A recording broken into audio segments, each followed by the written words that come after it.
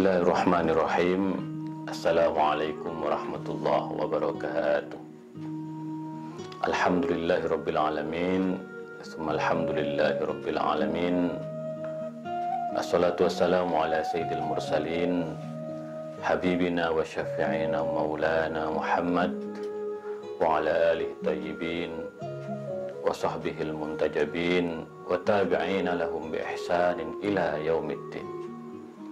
Sahabat Islam lama, marilah kita senantiasa bersyukur atas rahmat dan nikmat yang diberikan Allah kepada kita semua, sehingga kita masih bisa mengisi hari-hari baik di bulan suci Ramadan ini dengan amal-amal yang juga akan membawa kebajikan bagi kita dan orang lain.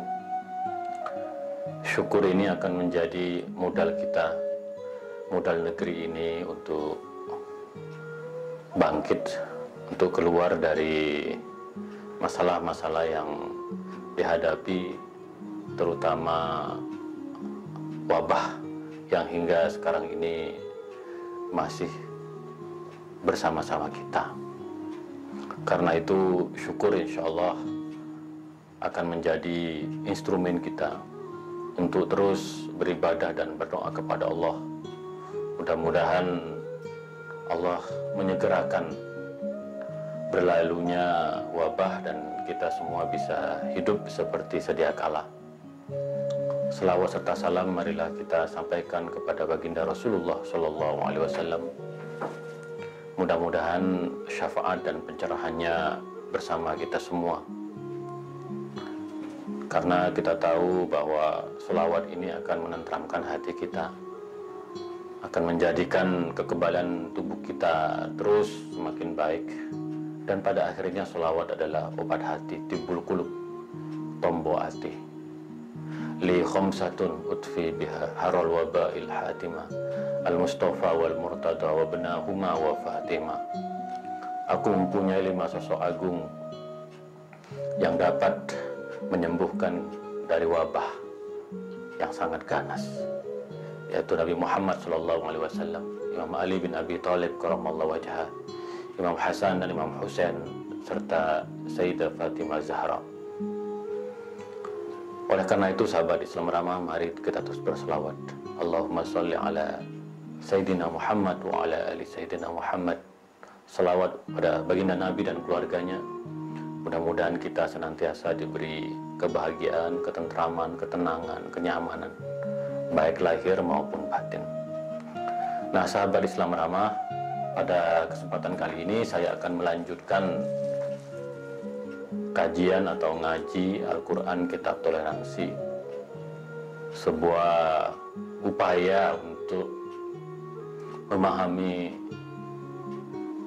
samudra nilai yang terdapat di dalam Al-Quranul Karim.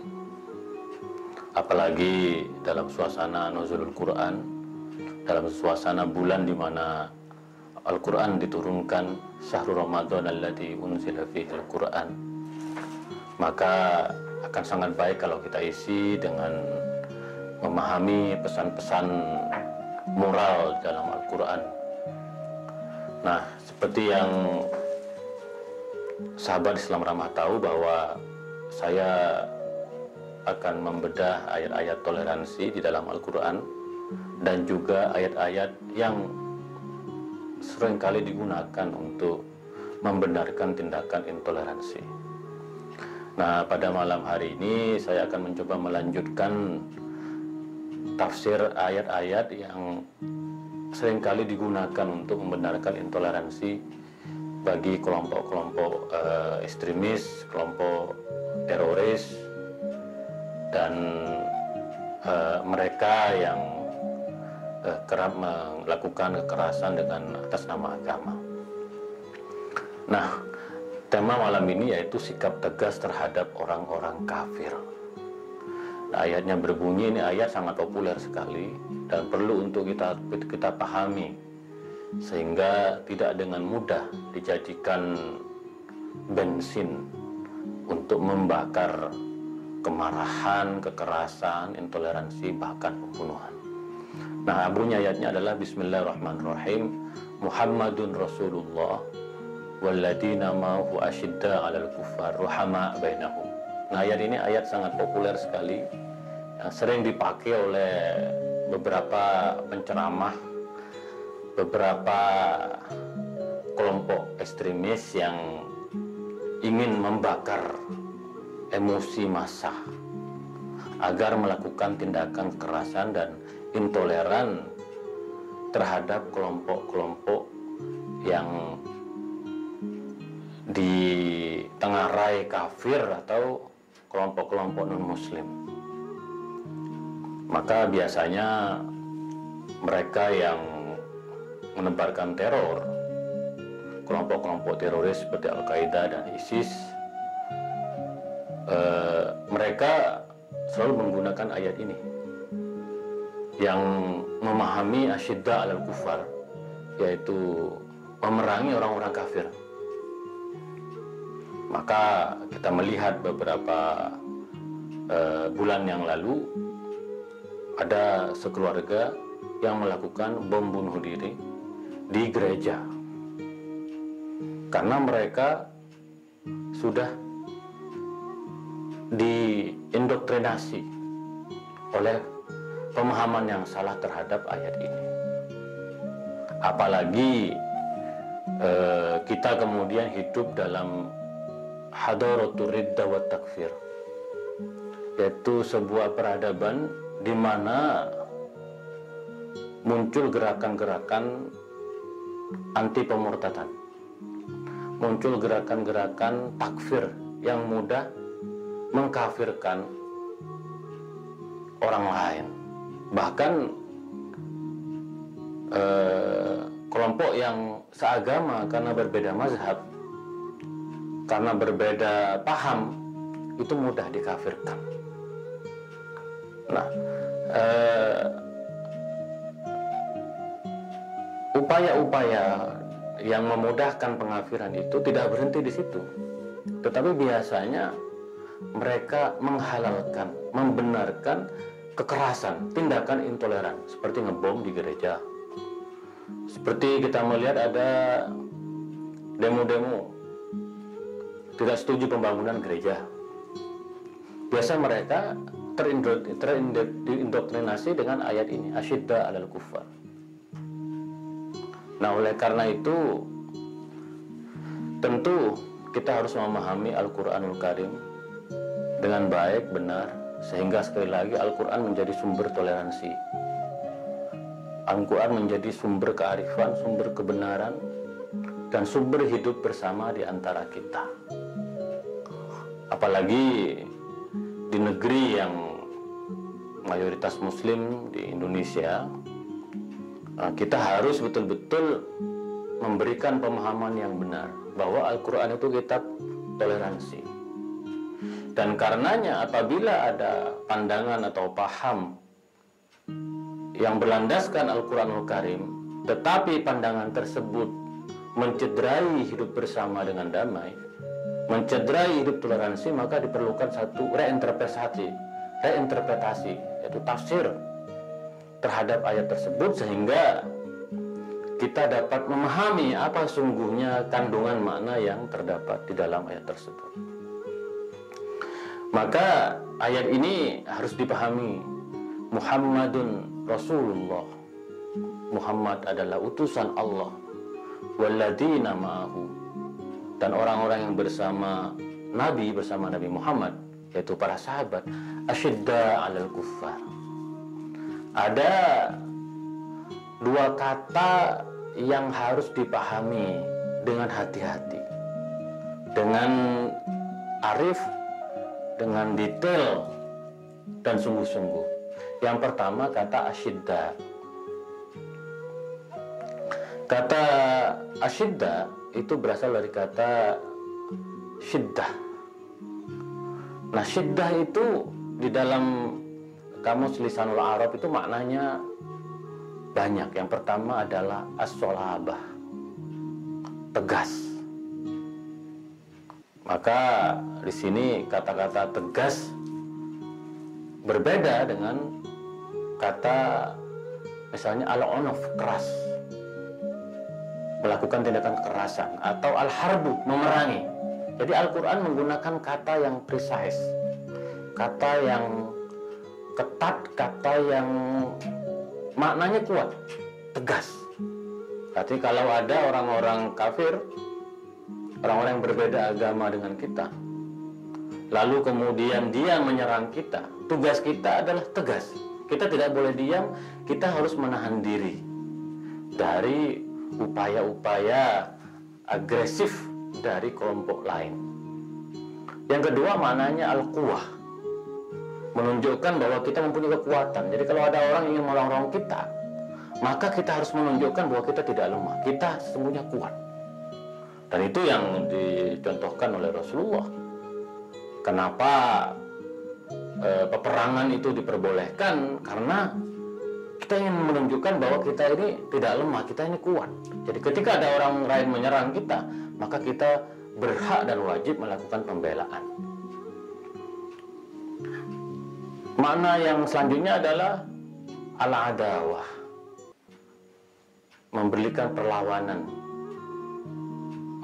perlawanan terhadap orang yang memusuhi kita. Nah, ini makna syiddah ini juga harus, oleh karena itu makna syiddah, asyiddah alal kufar, itu bukan satu sikap yang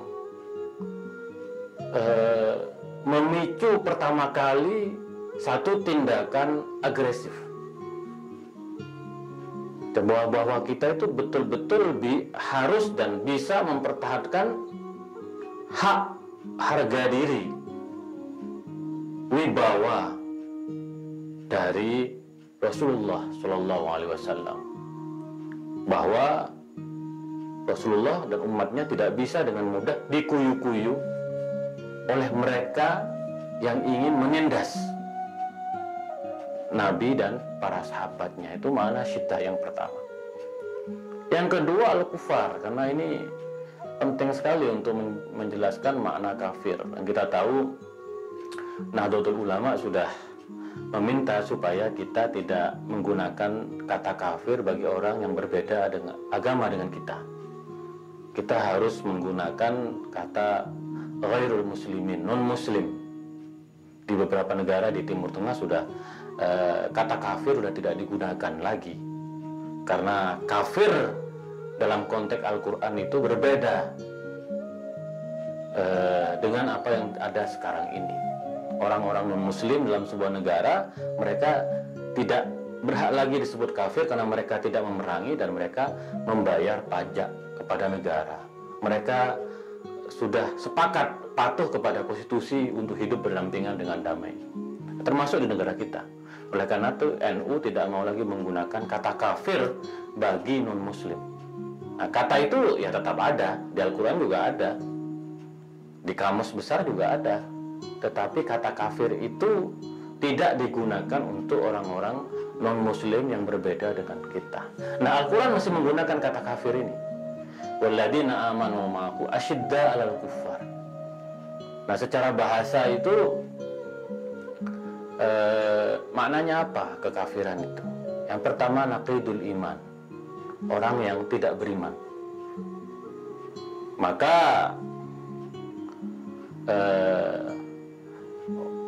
kita harus hati-hati. Nah, mereka orang yang tidak beriman itu ya orang yang tidak beragama, dalam artian orang yang memusuhi orang yang beragama. Jadi maknanya adalah naqidul iman, orang yang tidak beragama, orang yang tidak beriman. Yang kedua adalah naqidus syukur, orang yang tidak bersyukur. Nah, ini juga menarik untuk memahami terma kafir di dalam Al-Qur'anul Karim. La in syakartum la azidannakum wa la in kafartum inna adzabi lasyadid. Kalau kamu bersyukur, maka aku akan tambahkan nikmatku kepadamu. Wala in kafartum, kalau kamu kufur terhadap nikmat, inna adzabi lasyadid, sungguhnya azabku sangat pedih. Jadi kita umat Islam yang tidak bersyukur atas nikmatnya, maka itu kafir. Orang-orang yang korupsi, Mereka tidak bersyukur atas nikmat yang diterima. Para pejabat yang korup, sungguhnya mereka juga masuk kategori naqidus syukur. Mereka juga adalah orang kafir juga. Nah, makna yang tiga dari kafir adalah al-juhud was-satr, yaitu orang yang hatinya tertutup, tidak mempunyai hati nurani, apapun agamanya. Jadi orang yang misalnya suka melakukan tindakan kekerasan, terorisme, melakukan intoleransi terhadap kelompok orang lain berbeda, mereka juga adalah orang yang tertutup hatinya. Mereka juga bisa disebut orang-orang kafir. Al-mu'anadah, orang yang melakukan pembangkangan terhadap satu keputusan. Misalnya kita sudah sepakat pada Pancasila, lalu dia membangkang, dia kafir terhadap Pancasila, gitu. Kemudian ada an-nifaq, yang mana terakhir dari al-kufur. Kafir itu adalah nifaq, orang yang munafik. Maka di Al-Quran mana kafir itu bisa nifaq. Nah, oleh karena itu kita harus hati-hati menggunakan istilah kafir ini. Dari NU sudah memutuskan untuk tidak menggunakan kata kafir terhadap non-muslim. Nah, kalaupun toh kita ingin menggunakan kata kafir ini, kita harus memahami konteks pada zamannya. Bahwa kita tahu Rasulullah SAW dan para sahabat hidup di zaman di mana orang-orang non-muslim suka memerangi orang-orang Islam. Maka kata kafir itu terikat kepada konteks orang-orang kafir non-muslim pada zamannya. Kita tidak bisa melakukan generalisasi, membawa kata kafir pada zaman kita sekarang, di mana kita hidup berdampingan dengan damai dengan kelompok-kelompok yang lain. Maka kita harus memahami pada asbabun nuzul, sebab-sebab turunnya Al-Quran. Selain katanya pendekatan semantik, pendekatan linguistik, bahasa, karena itu penting untuk memahami ayat ini. Tetapi juga asbabun nuzul, sebab-sebab turunnya Al-Quran. Nah, ayat ini turun pada penduduk Hudaybiyah. Penduduk Hudaybiyah ini memang penduduk yang tegas membela harga diri. Kalau ya kira-kira mirip orang Madura lah. Jadi kalau disakiti dikit, kalau harga dirinya itu direndahkan, maka akan melawan, akan tegas. Nah, penduduk Hudaybiyah itu memang menurut para ulama tafsir adalah penduduk yang sangat tegas, tidak ingin Rasulullah dan para sahabatnya itu diperlakukan diskriminatif, diserang, dikuyu-kuyu. Mereka akan melakukan pembalasan. Jadi kalau kita memahami ayat asyidda 'alal kuffar, kita harus memahami konteks zamannya, konteks zaman dari ayat ini, bahwa orang-orang non-muslim, yaitu orang-orang kafir, kerap melakukan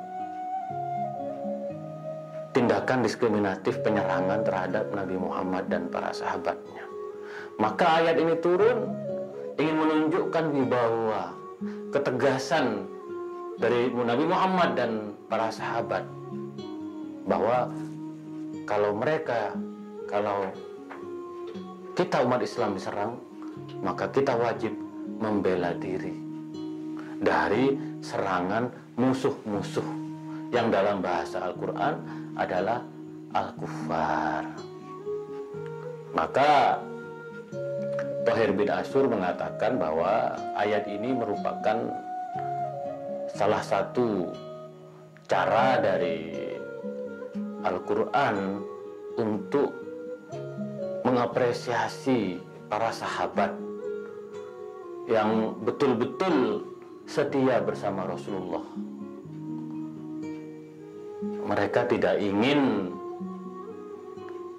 Rasulullah itu dilecehkan, Rasulullah itu dihina, diserang, sehingga mereka betul-betul membuktikan kekuatannya, al-quwah, dan memberikan perlawanan yang setimpal terhadap orang-orang kafir yang memerangi umat Islam pada zamannya. Nah, kata Tahir bin Ashur, nah asyidda alal kufar itu juga berlaku pada nabi-nabi terdahulu. Ketika Nabi Musa dan pengikutnya diperlakukan tidak adil oleh Fir'aun, juga asyidda alal kufar. Nabi-nabi terdahulu juga melakukan hal yang sama terhadap mereka yang memerangi. Mereka juga melakukan pembalasan yang setimpal untuk mempertahankan diri dari agresi pihak-pihak lawan. Al-Imam Az-Zamakhsyari mengatakan bahwa asyidda alal kufar itu harus dipahami dalam konteksnya, karena ketika Fathu Mekah, ketika Mekah kemudian dikuasai kembali oleh Nabi Muhammad SAW, toh di dalam Fathu Mekah itu tidak ada darah yang bersimbah, tidak ada korban yang terbunuh. Di dalam sejarah disebutkan dalam beberapa radius sebelum Mekah, Rasulullah memerintahkan kepada para sahabat dan pasukannya untuk meletakkan senjata. Padahal kita tahu orang-orang Mekah, orang-orang yang sangat keras, orang-orang yang sangat memusuhi Nabi Muhammad dan para pengikutnya. Nah, tetapi Rasulullah dalam waktu Mekah justru tidak melukai dan mengatakan bahwa kalau kamu masuk di Mekah, tolong jangan lukai perempuan, orang tua, para pendeta, jangan rusak tempat ibadah, jangan rusak pohon-pohon. Di dalam Fathu Mekah tidak ada asyidda alal kufar ini. Justru Rasulullah memasuki Mekah dengan damai, tidak memberikan perlawanan, karena Rasulullah sudah tahu bahwa orang-orang Mekah sudah kalah dan tidak ingin dan tidak lagi memerangi Rasulullah Shallallahu Alaihi Wasallam pada saat itu. Jadi sekali lagi bahwa asyidda alal kufar ini bukan menunjukkan satu sikap yang membenarkan kekerasan terhadap orang-orang yang hidup damai bersama dengan kita. Asyidda itu artinya bukan perang, bukan juga melakukan kekerasan, pembunuhan. Syiddah itu adalah bersikap tegas. Kalau kita dilecehkan, direndahkan, diserang, maka kita wajib mempertahankan diri kita. Nah, selanjutnya yang lupa, orang-orang selalu mengutip asyidda alal kufar, tetapi ruhama bainahum, mendebarkan kasih sayang di antara mereka. Nah, ini yang lupa, karena orang ketika mengutip ayat ini selalu cuman asyidda alal kufar, bersikap keras, memerangi orang-orang kafir. Ayo kita perangi orang-orang kafir. Walaupun seperti yang saya jelaskan tadi, maknanya tidak seperti itu. Nah, pesan yang kedua adalah ruhama bainahum. Ini yang menurut saya penting. Bersikap kasih sayang, lemah lembut di antara mereka, sesama muslim. Ini tantangan yang serius. Perbedaan mazhab di antara sesama muslim itu masih menjadi pekerjaan rumah yang serius. Karena sekali lagi pengkafiran itu tidak hanya dilakukan oleh orang yang berbeda agama, tetapi orang yang seagama. ISIS, Al-Qaeda, mereka mempunyai pandangan orang yang tidak setuju dengan ISIS wajib dibunuh. Ini di mana ruhama bainahum? Hubungan antara Sunni dengan Syiah yang kita lihat, hubungan antara Sunni dengan Ahmadiyah, di mana cerminan ruhama bainahum ini? Bahwa kita dituntut untuk menebarkan kasih di antara sesama umat Islam sebagai modal kita untuk menebarkan kasih sayang untuk seluruh semesta alam, termasuk juga kalangan non-muslim. Nah, ruhama bainahum ini penting juga untuk dikaji, dimunculkan. Inilah wajah toleransi Al-Quran. Karena toleransi dalam Al-Quran itu adalah sebuah proses pembelajaran, sebuah madrasah. Kita akan mampu bersikap toleran dalam konteks yang lebih luas, dalam konteks negara bangsa, kalau kita ruhama bainahum, kalau diantara kita betul-betul bersikap lemah lembut. Coba bayangkan, begitu banyak di luar sana yang mengatakan bahwa Al-Qur'annya Syiah berbeda dengan Al-Qur'annya Sunni. Naudzubillah min dzalik. Di mana ruhama bainahum ini? Ya setahu saya ya Al-Qur'an yang dipakai oleh NU sama dengan Al-Qur'an yang dipakai oleh orang-orang Syiah. Saya sudah melihat sendiri, tidak ada perbedaan. Ruhama bainahum. Perbedaan mazhab, perbedaan kelompok tidak menghilangkan kasih sayang kita di antara sesama kita. Maka sangat disayangkan adanya fatwa-fatwa sesat. Nah, fatwa sesat itu menurut saya juga tidak ruhama bainahum, melanggar prinsip ayat ini, memudahkan, memberikan label sesat kafir kepada orang yang berbeda mazhab. Menurut saya bertentangan dengan prinsip ruhama bainahum ini. Tidak menebarkan kasih di antara sesama. Begitu pula dengan, saya katakan tadi, ya kita dengan Ahmadiyah. Saya begitu bersahabat dengan teman-teman Ahmadiyah. Sudah seperti keluarga saya.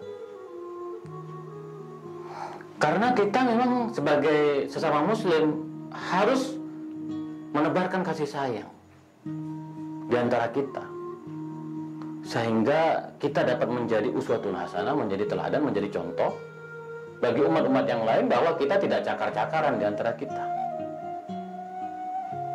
Kita juga menggunakan syahadat yang sama, sholat menghadap kiblat. Maka seperti kata Imam Asy'ari, merujuk kepada hadis Rasulullah SAW, tidak boleh kita melakukan kekerasan terhadap sesama umat yang menghadap kiblat. Bahkan kita juga tidak boleh melakukan kekerasan terhadap umat-umat yang lain yang hidup damai seperti kita di Indonesia di bawah cahaya Pancasila ini. Maka oleh karena itu, sahabat Islam ramah, kita harus betul-betul dengan serius memahami ayat-ayat di dalam Al-Quran Al-Karim, melakukan reinterpretasi. Tidak hanya berhenti pada terjemahan harfiah dari Al-Quran, apalagi ya ada pengakuan dari para teroris yang mengatakan bahwa mereka menjadi teroris karena membaca terjemahan Al-Quran Departemen Agama.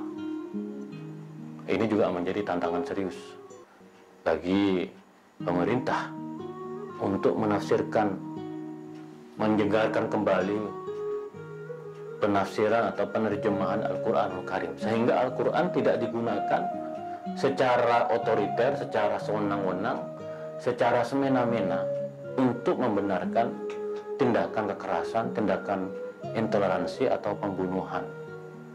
Karena bagaimanapun masih banyak sekali atau ada banyak ayat-ayat Al-Quran yang mengajak kita untuk menebarkan kebajikan, amar ma'ruf nahi mungkar. Bahwa menebarkan kebajikan itu harus diutamakan. Sebab ketika kebajikan sudah meluas, maka secara otomatis kemungkaran akan berkurang. Maka perintahnya amar ma'ruf dulu, baru nahi mungkar. Jangan dibalik. Karena ada kelompok yang memahami nahi mungkar dulu baru amar ma'ruf. Di dalam Al-Quran itu amar ma'ruf dulu baru nahi mungkar. Baru menebarkan kebajikan seluas mungkin, baru kita nahi kemungkar. Dan nahi mungkar pun dalam konteks bernegara sudah ada aturannya. Siapa yang berhak melakukan tindakan nahi mungkar. Jadi sahabat Islam ramah, betapa Al-Quran memberikan pedoman dan panduan bagi kita semua, bahwa kita harus betul-betul menjadi umat yang rahmatan lil alamin, yang toleran, penuh kasih sayang, tidak mudah mengkafirkan. Kita harus bersahabat, bersaudara dengan siapapun, terutama umat Islam Indonesia, mari kita bangun persaudaraan dengan berbagai kalangan, berbagai kelompok, mazhab.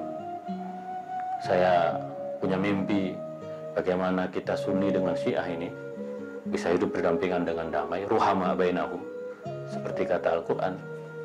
Tidak ada perpecahan. Begitu juga dengan kelompok-kelompok lain seperti Ahmadiyah.